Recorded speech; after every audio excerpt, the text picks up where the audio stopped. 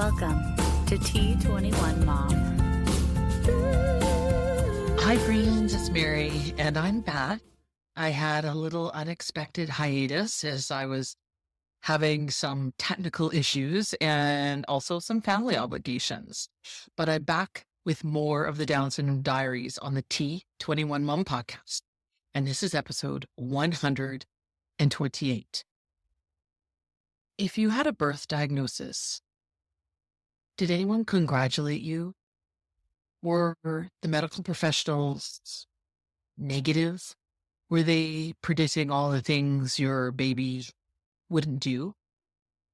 Well, on today's episode, I'm talking with Sabine Kussman, who shares her birth diagnosis story. She did not hear a congratulations from one medical professional until she went to her pediatrician at her son's 2-week checkup. That's right, 2 weeks. How hard that must have been. But as Sabine shares, she persevered when some experts said she wouldn't be able to breastfeed. She proved them wrong.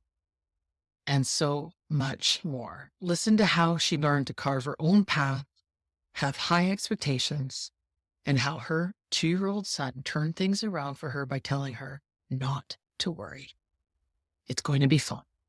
Let's go have a listen. Today on the T21Mom podcast, we are continuing with our diagnosis stories, and I'm chatting with another Canadian, Sabine Kussman. Welcome, Sabine. Thank you. Great to be here. Wonderful. And you're we were chatting just before we started, almost local to me. Yes. But we've actually never met, but we're going to meet in person at the T21 Moms. It's a special high tea coming up later this month. So that will be fantastic. And that's your first time, right? Yes. Yeah. Oh, you'll love it. You'll love it. Now, before we start, do you want to share a little bit about you and your family? Yep. So it's my husband and I and our 2 boys, Lucas and Kian. Lucas is 14 and Kian is 12, and Kian has Down syndrome. And we are originally from Ontario. We were born and we grew up there and decided in 2021 to visit BC. And the first day we were here, our boys said that they never wanted to go back. So our visit kind of turned into like, okay, how do we make this kind of long term? And then it was supposed to be a year. And then we said, okay, let's just stay kind of longer, and we relocated here. And yeah, so I am a psychotherapist. I work remotely. I work for 2 clinics in Ontario, or I work virtually, I should say. And yeah, and my family were very active and outdoorsy, and we love to travel. And yeah, and that's kind of, we like to have a lot of kind of adventures together. Oh, wonderful. Maybe after I'll have to get some travel tips from you because I'm planning some trips this summer. Ooh, that's exciting. Yeah, I'd love I'm to pretty chat about excited. that. Yeah. So now Kian, as you said, he's your child with Down syndrome, your rockin' kiddo. He's your second child. So was your pregnancy with him any different than with your first? And did you do any prenatal testing? We didn't do prenatal testing. And one of the differences with Kian with the pregnancy was that I don't know how many weeks it was, the ultrasound that I had. I think it must have been like a 12 weeks. One of the first ultrasounds showed I can't even pronounce it, estrogenic bowel. And we weren't even sure what that even was, but it was like, I guess, a soft marker. But they said it was a soft marker for cystic fibrosis. Yes, Down syndrome was mentioned. It could have been like one of the things, but they were really focusing on cystic fibrosis, and they asked us if we had that in the family, and we said we didn't. They highly encouraged us to do genetic testing for ourselves and for the baby, and we declined. And we're a bit put off because they had said, you could do genetic testing because you still have options at this point, and kind of insinuating that we could terminate if we wanted to. And we were very didn't want any part of it. And yeah, and then later on in the pregnancy, 20 weeks, I think it was, the estrogenic bowel disappeared, or that marker disappeared. and we were really relieved. And we thought, okay, yeah, everything's good. And then the part that was different was the delivery. So I had had a C-section.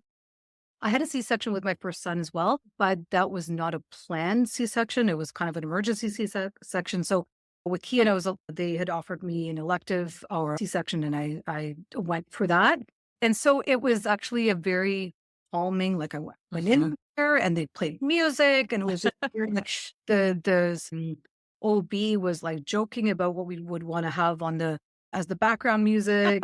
We've been listening to the same music all day. And so I remember it being very light as opposed to my older son's birth, which was a little bit more, not chaotic, but like, okay, we have to emergency C-section. Let's run off to the OR, and very panicky and stuff like that. And this was just, yeah, it was like, I feel like I'm going to the spa or something. Right. Yeah. So all the way, like after that one soft marker disappeared, so, and they were seeming to be more focused on that it was cystic fibrosis, which, as I'm sure most people know, that's a hereditary condition, which is obviously why they were suggesting you get genetic testing done. But then it cleared up. And so were any of these things even on your mind as you're going in for your C-section? Like you just, I guess, assumed you were going to have a typical baby. Everything seemed good. Yeah, like, I always feel like Kian's birth was a bit of an emotional roller coaster ride or even the pregnancy, because at first, we got pregnant very, very quickly. And so that was very exciting. And then, the concern of that first ultrasound and the marker.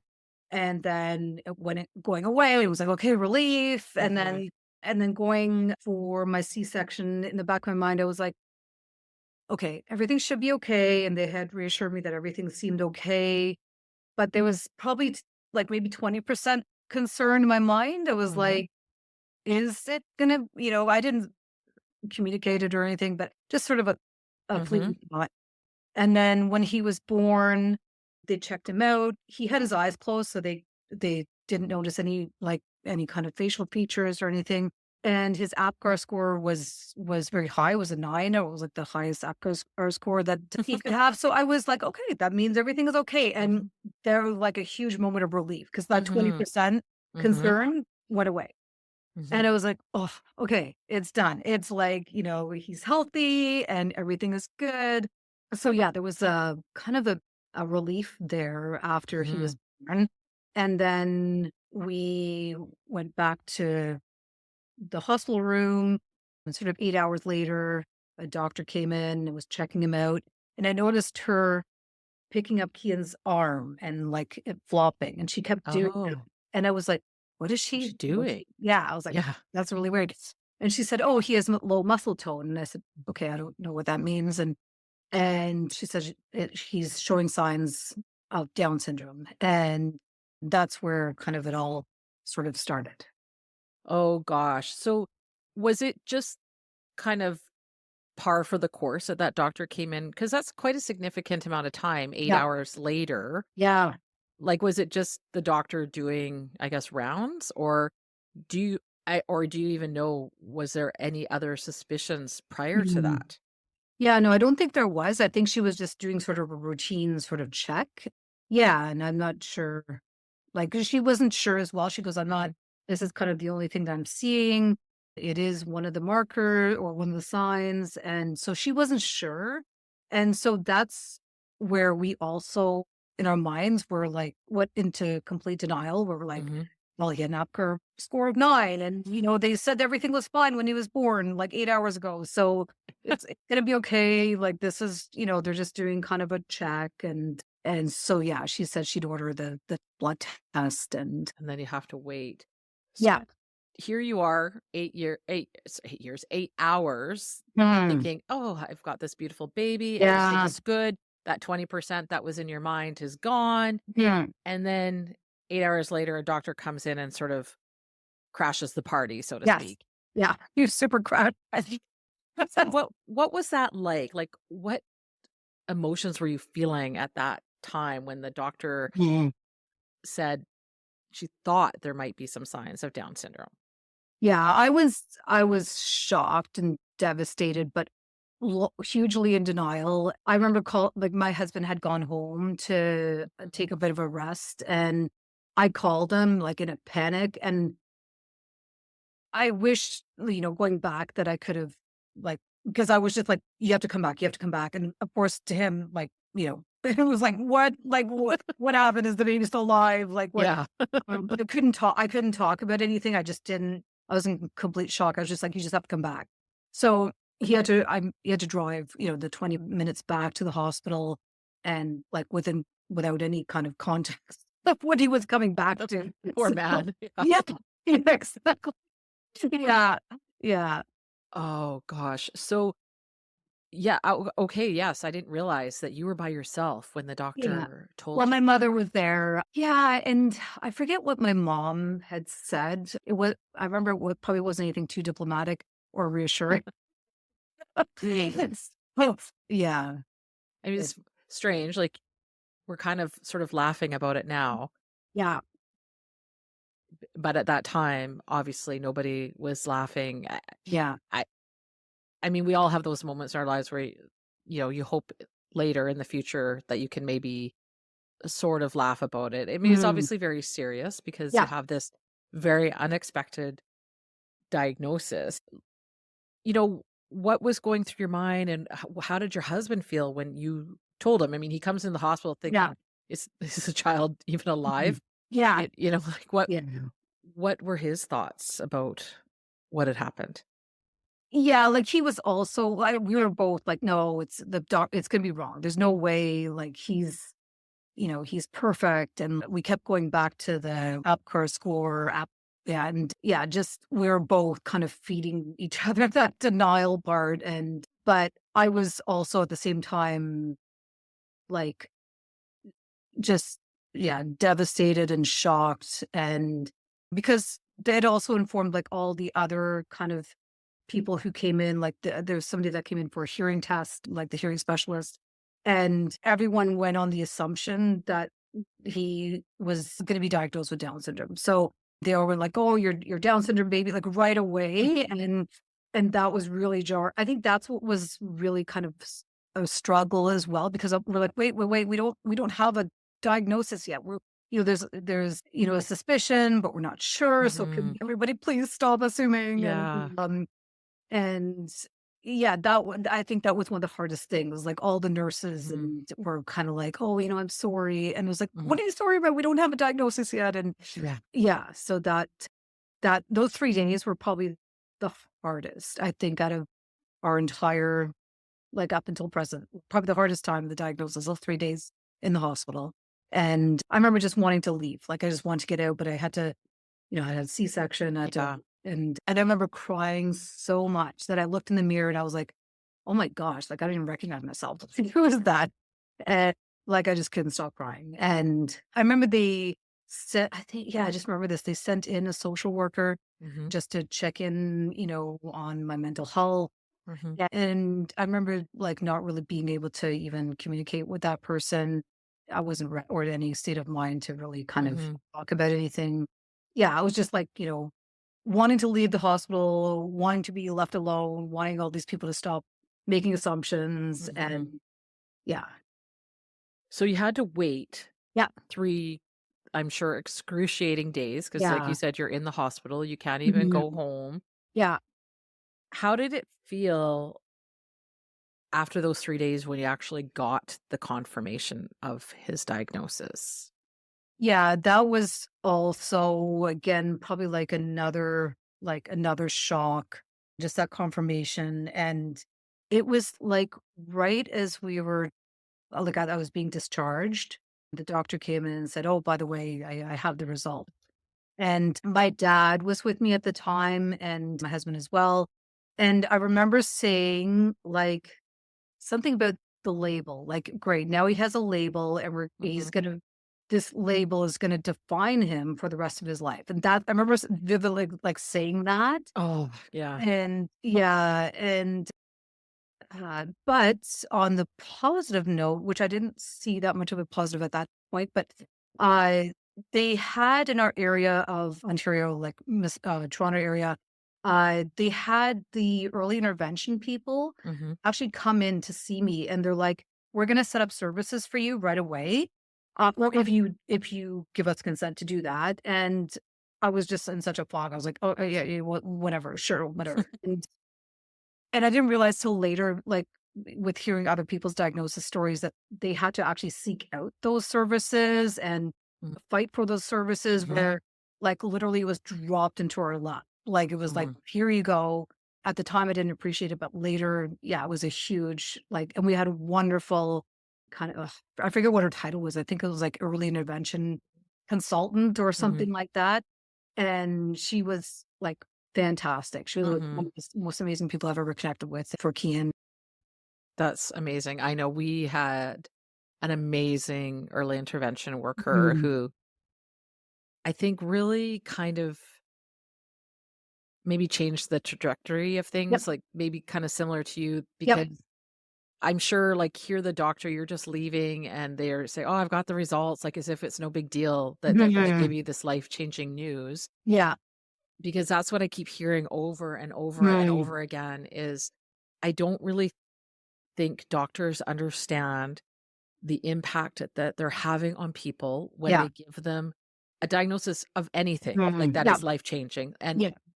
finding out that your child, either prenatally or at birth, like you, has an extra chromosome is a big deal Yeah. because you're not expecting it. Yeah. And I think it should be like they should be taught this in medical school or Yeah. something Yeah. that, you have to show some level of compassion to parents who are receiving this information or any patient Yeah. that's receiving some type of earth-shattering news because Yeah. it is life-changing. Mhm. And yeah, I bet you're right. Having a fabulous early intervention worker Yeah. just made me feel like I can do this. And, Yeah. and for us, like she just knew everybody Yeah. and it was amazing. So, Mhm. I'm so grateful for her. And it Yeah. sounds like you are for the woman who was your worker as Yeah. well. Yeah. Kathy was fantastic. Oh, that's wonderful. Because when you're in those deep trenches at that time, you need those people Yeah. big time, Yeah. to For pull sure. you through for sure. Yeah. So Like the doctors that kind of kept telling me like all the things that, like, oh, heart issue and this, and you won't be able to do this and this and this. And every time Kathy came for her visits, like one thing that was really special, like she always pointed out something that Kian was doing that was great. She's like, and like totally like, oh, look who's looking at you. Like he's doing that. And I was like, oh, he like, and it's like doing something like that's like, cause I was under the, I guess that mindset with that diagnosis at that time that like, oh, it's going to be all doom and gloom and there's no positives here. And that's it. yeah, and I've heard that over and over and over again. That is really just terrible that Yeah. doctors are like that. I understand that they have a job to do, that they need to, be honest, but I also think a lot of their views are just so outdated and not Yes. what's 100%. happening today. And Yeah. they need to upgrade. Yeah, They need, for sure. they need Yeah. to learn a little bit more.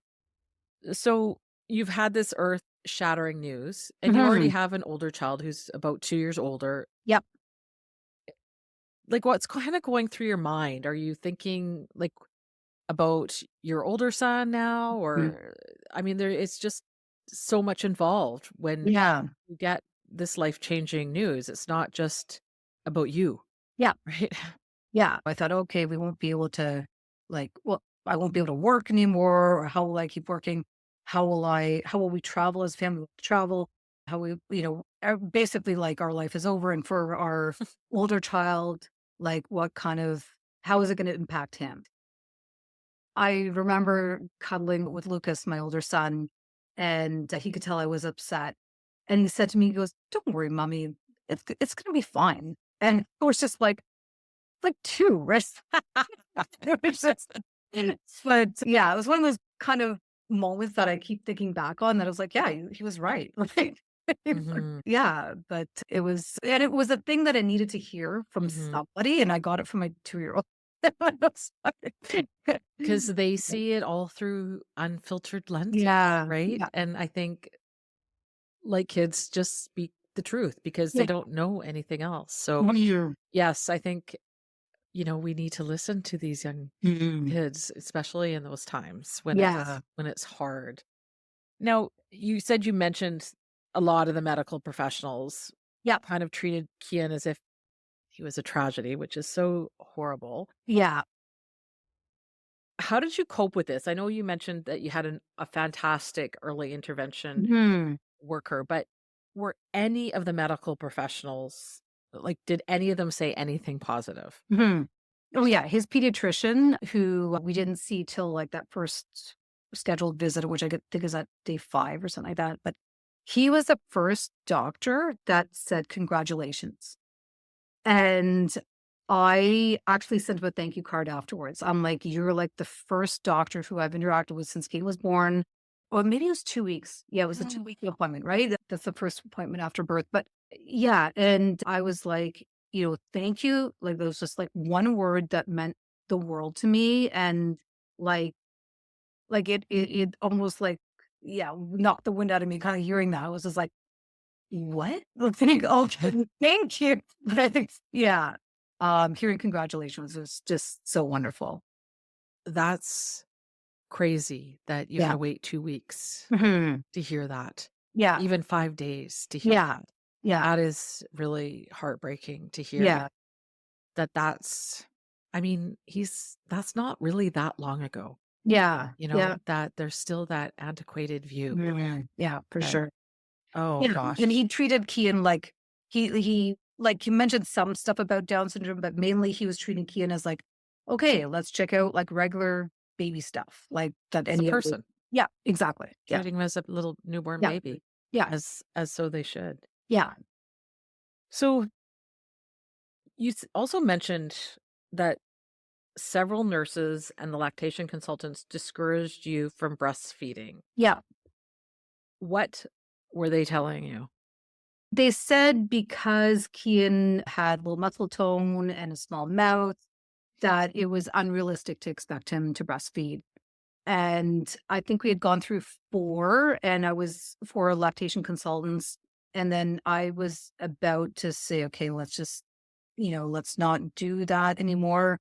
And a friend of mine had told me about a specialized breastfeeding clinic in our area, Mhm. and then I had connected with them, and there was actually a doctor there who's, like, one of only 100 doctors in the world who's actually specialized in breastfeeding medicine.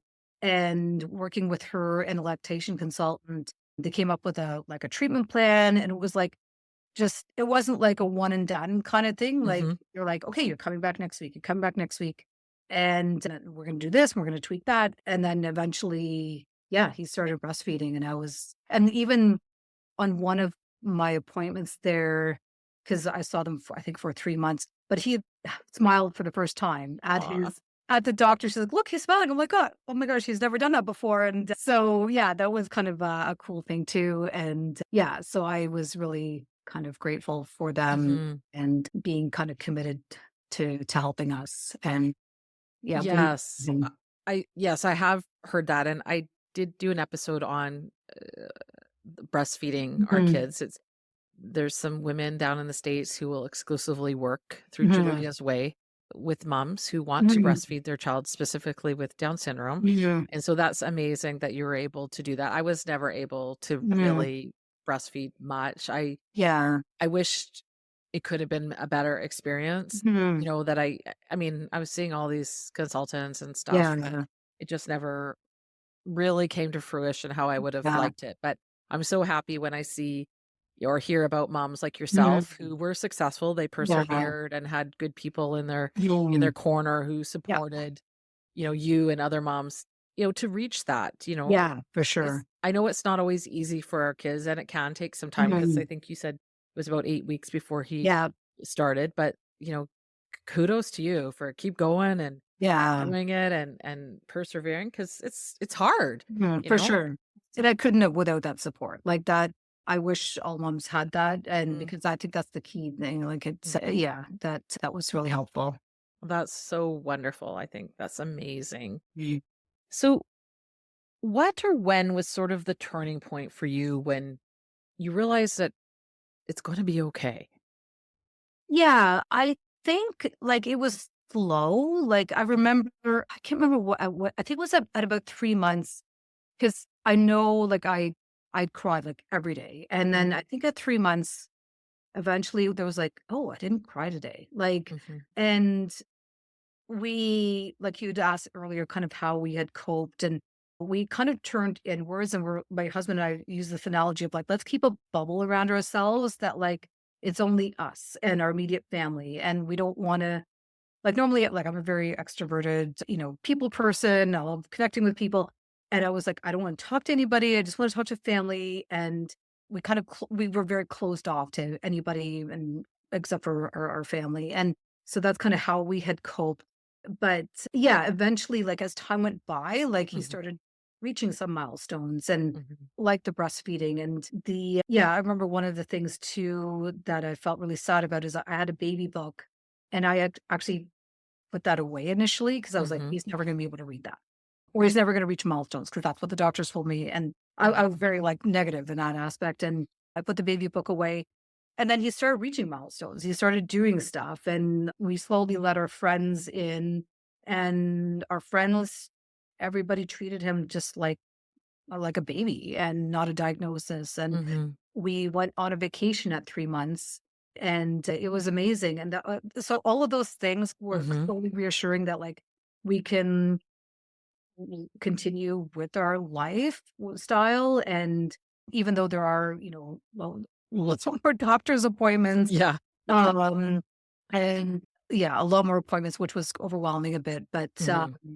generally like our life was like continued on how it was before. And I think those things I slowly realized like, okay, it's yeah, it was like between 3 months and a year. Mhm. And especially at a year, that was a milestone where it's like, okay, I've done a year Mhm. and it's, there's definitely a lot of challenges and bumps, but it like we're still doing all the things that we want to do as a family. So, what the doctor had initially told you Hmm. when Kian was first born, that eventually sort of died down after a while? It wasn't replaying in your mind all the time? Yeah. And I think what really changed for me was we got connected to a developmental pediatrician at Sunnybrook Hospital, a hospital in Toronto. And she had said, I forget how old Kian was, but she just sort of like in passing just said, all children have special needs. And literally that statement was so profound. Like it literally like changed everything for me. It changed everything how I saw the diagnosis, Mhm. changed how I parented, changed how I worked. Even in I'm a psychotherapist, how I treat clients, like everything, like literal everybody has special needs, right? And that's where Mhm. it was just I think that's when kind of yeah, that moment just changed my whole perspective on things. Wow. Wow. Yeah, that's amazing. Like, when you can almost sort of pinpoint what kinda turned it around for you, Mhm. Yeah. that and how wonderful to hear that your friends and family just treated him Yeah. like as a baby. Like, as you said, I Mhm. thought that was so powerful, as a baby and not a diagnosis. Yes. Yeah, for Because sure. I always tell, new parents, like, all babies, they need to be fed, changed, Mhm. and loved. Yep. Doesn't matter that they have a diagnosis or not. Yep. All babies need the same For things. And sure. and I think sometimes the medical profession kind of forgets that. Hmm. And we as parents have to remember that they're still a baby, Yep. and yes, they have an extra chromosome, but let's figure things out. Mhm. Yep. Most of us weren't expecting this news, Mhm. but we find a way, we figure it out. Exactly. Yeah, and getting to know the baby, I think is key too. Like, Mhm. a lot of these things that I was told like he'd have this problem and that problem, and some of them, yeah, we had to go get connected with a cardiologist, but some things didn't like weren't like applicable. Like Mhm. they said to expect feeding issues in terms of solid foods. And my older son, like, was a super picky eater.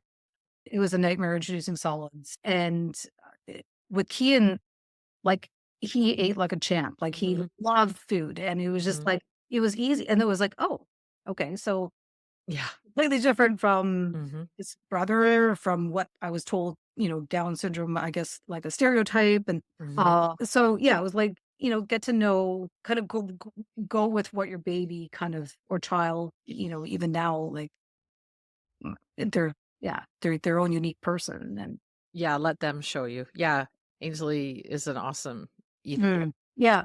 Much better than my partner. Okay. Dennis. That's what He knows it. He knows it. Oh, that's awesome. So Kian, he's almost 13. Yeah. And is there something memorable from those first years? I mean, you mentioned about the doctor saying all children have special needs, but Yeah. is there anything else that really stands out to you? Yeah. One of the things was, I think it was when he was 8 months, we were looking into physiotherapy for him, and the early intervention person was doing that. But we had connected with the local Down syndrome community, and we had met a lot of parents who had found a very kind of specialized clinic in Toronto. And we went to that clinic and said, okay, what do we need for physiotherapy for him? What do you think we need for a child with Down syndrome? And they were very just like, okay, you need to come in 3 times a week for an hour each time. And it was on the other end of Toronto. Oh, geez. And the sessions were like pretty pricey.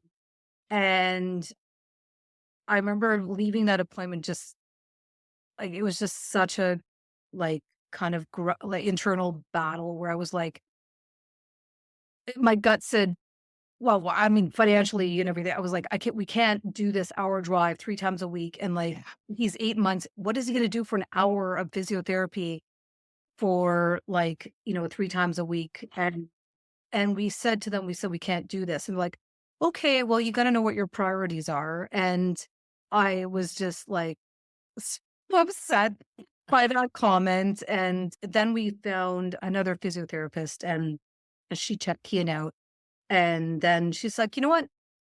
I think you should come in, based on his age, come in every 2 weeks, come in biweekly for half hour. And we did that. And she was wonderful. They had a great connection. He progressed. He started to walk. He was the earliest walker. He broke the record in our area. He walked at 14 months and was the earliest walker. And Wow. And then I think he was 18 months. And she said, he's walking now. He's walking well. She said, you can continue to work with me, or it's springtime. Take him to a playground, have him walk on different terrain, climb on different things. And that was just such a defining experience for us, because we went against what I guess where everybody else went, and just not doing, 3 therapies every week. And we kind of carved our own path with it based on what worked for Kian. And not that what others did was right or wrong, but it was like, this is what works for us in our budget and our time. And taking that advice to take him to a playground, he interacted with other kids. He learned how to climb and swing and all these things. And and that kind of sort of defined our mindset too, that we would just kind of do it the way we wanted to. And that was, kind of what was right for us. That's wonderful. Wow, 14 months. Yeah. That is amazing. Wow. So do you think it was better for you to have a birth diagnosis, or do you think you would have done better with a prenatal diagnosis? I prefer birth diagnosis. And I know with prenatal, I think people maybe can prepare, but for me personally, I don't think I could have prepared. I know even for my first child, I read all the baby books and becoming a parent. And literally when he was born, I was like, okay, I don't know how to do anything. And the research that I did, to me was just completely not applicable. I felt like I didn't know what I was doing. And I think that would have been the same. I would have done a lot of research. I would have read it. And yeah, and this way we just sort of like figured things out as we continue to do 13 years later, Mm-hmm. like kind of figure things out as we go kind of thing. I'm right there with you. Yeah. Still Yeah. figuring things out. Yeah. What is the biggest thing Kian has taught you? So the biggest thing is to have high expectations and to carve our own path. Fantastic. Yeah. And what would you tell someone who has just found out, either prenatally or at birth, like yourself, Mhm. that their child has Down syndrome? Yeah, I would say, don't do too much research. A lot of the research is outdated and what's on the internet is outdated for Down syndrome. And look, how much has changed in the last 20 to 25 years. And I would say, get to know your baby as a person, have high expectations, and yeah, and just like treat him like him or her like a person, and enjoy that process as much as you can. Because even with a typical child, there's challenges and Mm-hmm. there's different, kind of learning as you go along. Mm-hmm. Mm-hmm. Of course. Is there anything else you would like to share about Kian? No, that's pretty much it. Like he's doing so many things that we never expected him to do, and every year, like he's done, he's learned how to ride a bike. He's done Fantastic. triathlons. My husband does triathlons, and both boys now do triathlons. And we just came back from skiing. He does, he's a downhill skier and cross country skier, Wow. and just this past weekend, he's like, I want to stick to blue runs, and we're like, okay, well, we have to, take the green runs to get to the. He's like, I don't even want blue runs. It's like, okay, buddy, but like, I gotta find the ski jumps, and but there are these things that I never expected him to be able to do, and yeah, and he's making friends, and yeah, I mean, there's definitely challenges, but Mhm. there's challenges with any kid, and Of course. yeah, Oh, that sounds fantastic. Oh, wow. He sounds like a cool kid. He's doing triathlon, skiing, riding a bike. It can all happen. You just have, like you said, presume competence, yeah, right? Yeah. 100%. That's a great message. Yeah, Yeah. really. Presume competence. I hear Yeah, that all the time. yeah, for sure.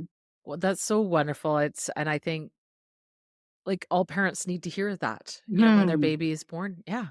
Yep. My son, he's riding a bike. He's skiing down, he's doing Hmm. downhill skiing, all those things, because I think often when you get that diagnosis, you think your life is over, Yep. and you don't envision that a lot of these things that you would normally do, that you'll be able to do that with your Yeah, child, like exactly. sports and travel, and Yeah. that's so wonderful. Sabine, thank you so much for coming on today Mary. and sharing such a heartwarming story. You had a tough time in the beginning, but Hmm. to see how it all kind of comes to fruition after. For sure. Thank you so much for your time, and yeah. You're very welcome. I was really sad to hear that it took the trip to her pediatrician at her son's 2-week checkup, that anyone in the medical community congratulated her on her new baby. I think that's just terrible. And that really, really, it has to change. But I really loved how Sabine shared that she's always had high expectations for her son and that they have carved out their own path. She decided to go see a different physio that would work for her and her family. It was less appointments, and her son walked at 14 months, the fastest in their area. I don't know any child with Down syndrome that has walked that early. So that is just fantastic. And I think that goes to show you just need to trust your gut and do what works. That's what's best for you and your family. And isn't it incredible how a few words can just totally change your mindset? Like Kian's pediatrician saying that all kids have special needs.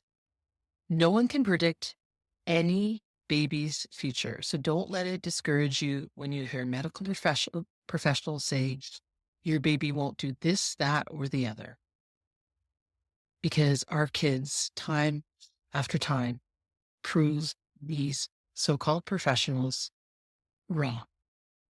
They cannot predict what any child, 46 or 47 chromosomes, will do.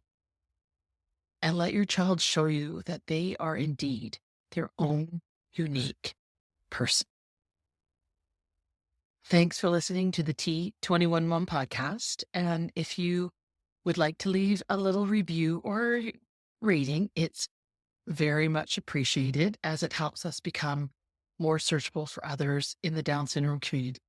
Just go to T21Mom.com and you can do it all right there. So keep on loving on your rockin' kiddos, and we'll see you next time.